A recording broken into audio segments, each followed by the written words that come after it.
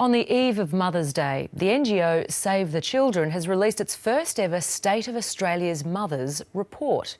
It ranks the best and the toughest places to be a mother in Australia. And it turns out the urban-regional divide has a big impact. Social Affairs correspondent Norman Hermont reports.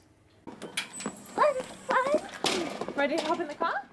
When it comes to places to live as a mother, Ebony Maria Levy and her son Edward hit the jackpot. In one of the best countries in the world to be a mother, they live in the best place, the ACT. Part of the reason getting around is easy. Canberra is just an environment which supports you going about your everyday life in a way that isn't a sort of logistical nightmare. I think we have about 75 to get through today.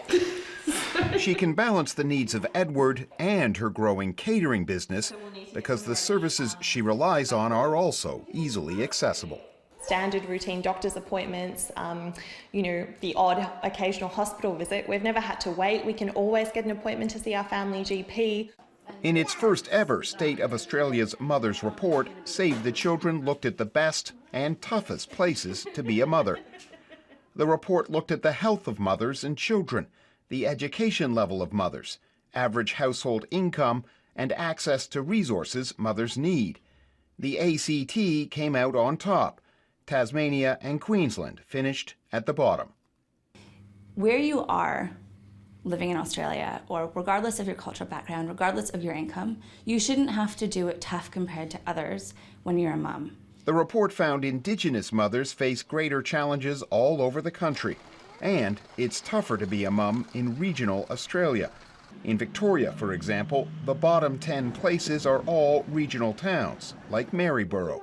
For mothers here, that's no surprise. You kind of get put on the back burner because you're so much further away. 1-year-old Freya is Carolyn Thorogood's fourth child. She's raised just out of town. What are some of the things that are challenging about being a mother here? Paediatricians and doctors and things like that can be quite hard to get into. There's no paediatricians in town, so you have to travel. Not surprisingly, the report recommends more investment to bring services mothers need to communities like these. No argument here. Norman Hermont, ABC News.